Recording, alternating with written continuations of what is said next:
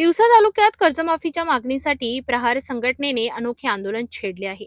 शेतकऱ्यांच्या मुलांनी रक्तदान करून मुख्यमंत्र्यांना रक्ताने पत्र लिहित सरकारला दिलेल्या आश्वासनांची आठवण करून दिली आहे। ओला दुष्काळ, नापिकी आणि अपुरी मदत यामुळे शेतकरी हताश झाल्याचे चित्र दिसते। सविस्तर माहितीनुसार तिवसा तालुक्यातील मोजरी येथे प्रहारच्या वतीने कर्जमाफीसाठी अभिनव आंदोलन करण्यात आले। निवडणुकीपूर्वी दिलेली आश्वासने सत्तेत आल्यानंतर विसरली जातात असा आरोप शेतकऱ्यांनी केलाय। मागील वर्षी झालेल्या अतिवृष्टीमुळे अनेक ठिकाणी उभे पिके शेतातच सडून गेले। जे पीक हाती आले ते कवडीमोल दरात विकावे लागले, त्यामुळे उत्पादन खर्चही निघाला नाही।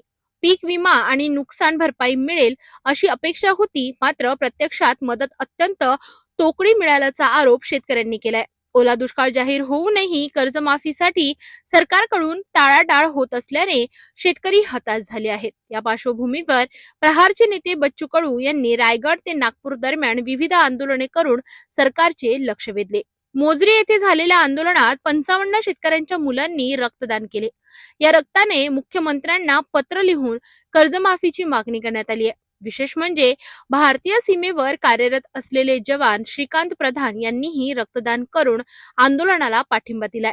आठवण कर्जमाफीची या पदयात्रेच्या माध्यमातून मार्चच्या पहिल्या आठवड्यात शांततामय आंदोलन करण्यात येणार असल्याची माहिती यावेळी आंदोलकांनी दिली।